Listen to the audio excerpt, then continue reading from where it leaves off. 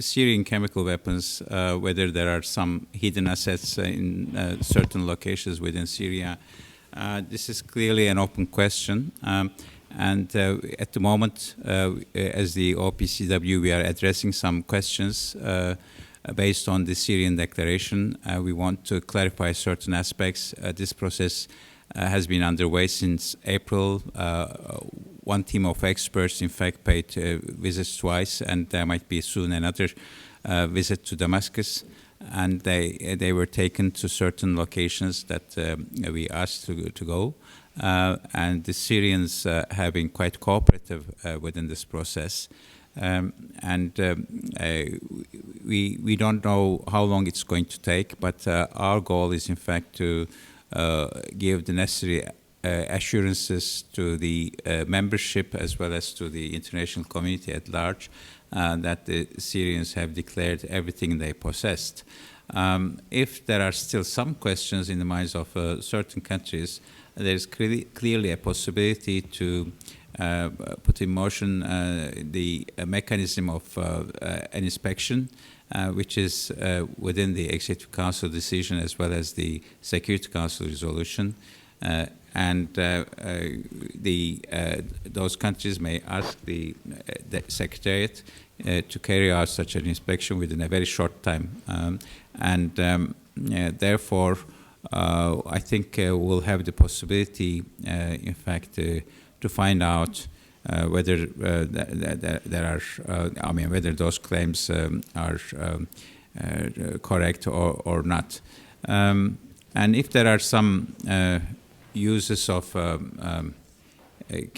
chemical weapons in Syria, we could also send our teams of inspectors and who would take samples, interview people who are allegedly exposed to chemical substances, and the samples, in fact, could be analyzed as has happened last year in August, and we would be able to say whether these allegations are true or not. And the consequences, of course, if the perpetrators of the attacks could be identified, the consequences would be severe. Whether some groups you mentioned do possess or could have access to chemical substances or could produce some chemical weapons.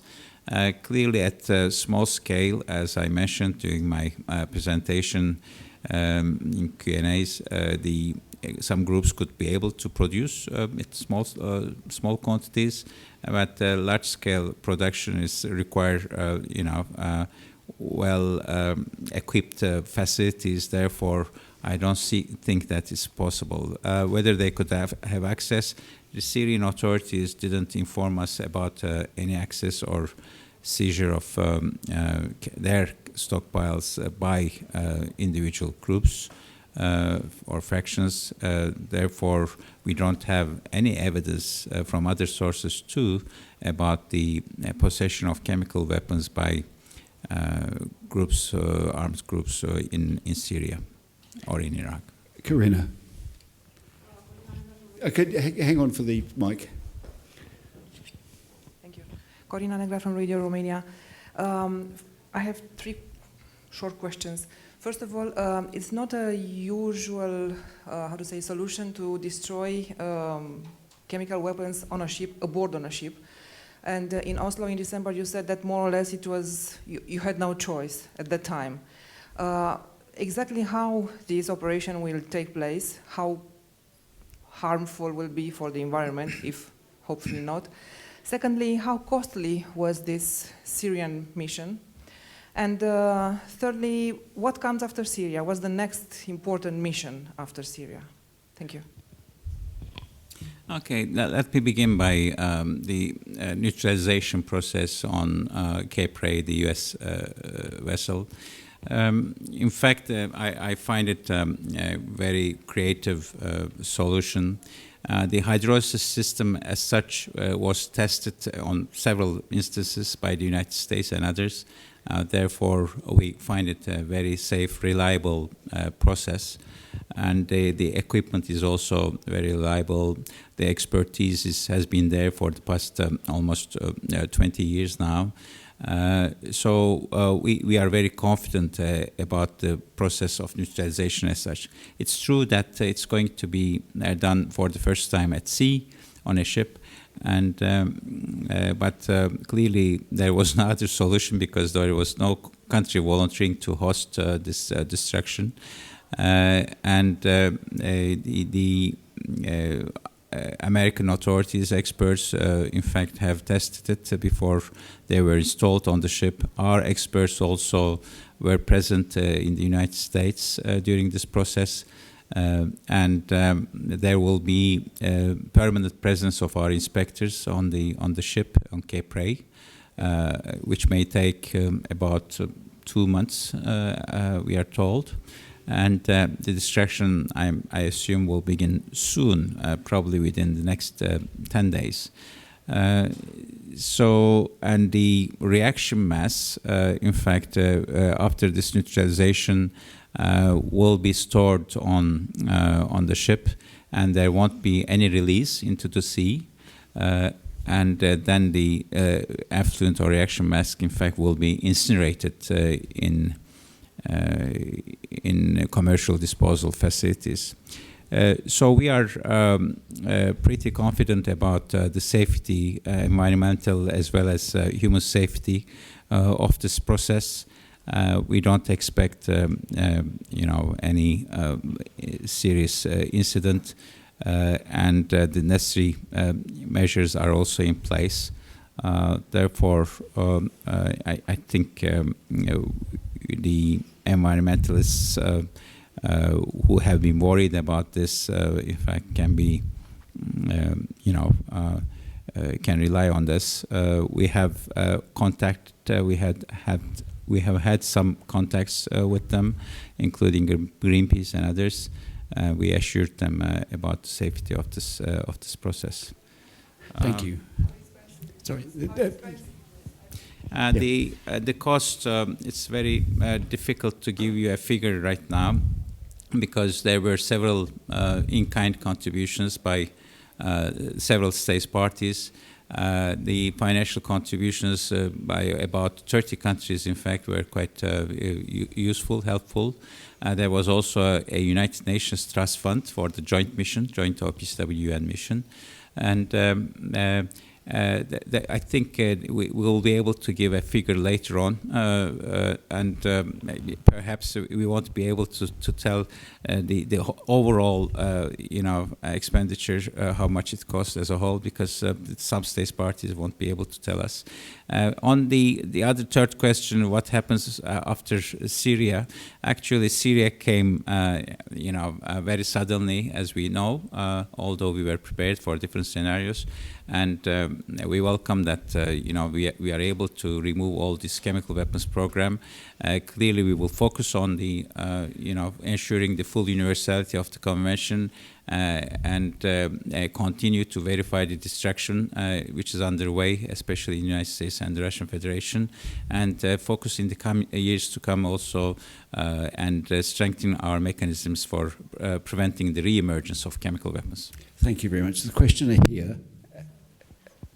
And I'm afraid this may be the last opportunity because we... Sorry, we've got a bit of time. Oh, we're good. Okay. Sorry, I thought we were limited to quarter of an hour. Okay. My name is Judy, and I'm Israeli. And I saw on your map that neither Egypt nor Israel is a signatory to the ban. Is that correct? That's correct, yes. So my question is, what pressure is being brought to bear on those countries to sign the ban, and whether there are scientists or other people within the countries that are part of those efforts? Clearly, being party to an international treaty, joining an organization is a national sovereign decision by individual countries. So we cannot interfere with their decision making.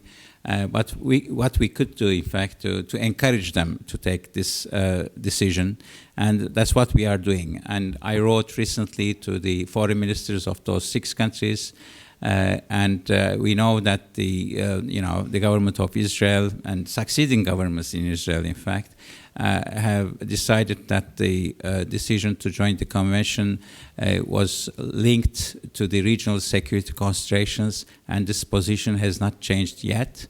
Although Israel did sign the convention, did not ratify it. The point I'm emphasizing at the moment is that after Syria membership, the situation has considerably changed in the security of the Middle East.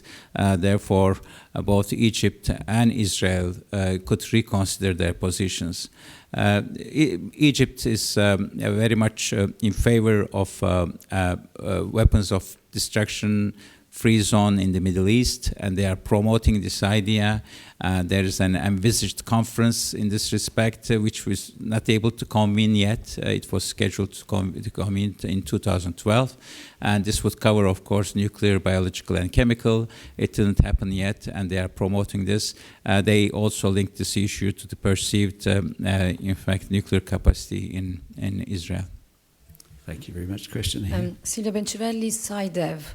You mentioned before the help you are giving to the countries that are not able to control and to address the scientific research toward a good use of chemistry. Could you please explain that better? And could you please explain if that means also that your work against weapons could be an opportunity for this developing country? Actually, I didn't say the last one. But what we want to do is in this program, this is a specific article of the convention, Article 11, which provides us the basis, in fact, to carry out these activities. A considerable amount of our budget, in fact, is devoted to those activities for the promotion of peaceful uses of chemistry. We have a budget of 70 million euros, and 6 million of it, in fact, is spent for such activities. So the purpose of these activities, in fact, is to build some capacities in individual state parties which are not able to do it with their own limited resources. We provide them also with some equipment, laboratory equipment and others. We invite their experts to The Hague to participate in training activities. And we accord some fellowships to individual researchers. So in all this, our aim is, in fact, to raise interest in the convention, to build some capacity to fully implement it in their own countries, and to engage them, because those countries, and this is quite a large number of countries, I should say, have no chemical weapons, have no declarable industrial plants. Only 84 countries have declarable chemical industrial plants. And the rest, we are 190, the rest, over 100 countries, have nothing to declare. And the Chemical Weapons Convention, its implementation may not be a priority for them. Therefore, we have to engage them, and this is quite a major, significant incentive. This program of capacity building, quite an incentive for those countries, and we want even to, in fact, increase such activities in the future. Thank you very much. Are there any more? One more question from Corinna. Cape Race is sailing from Spain towards Italy. I think this destruction may start sometime next week, towards the end of next week. If there are no further questions, and I think there are no further questions, I also think we've run out of time. Ambassador, thank you very much indeed. Thank you very much. Thank you.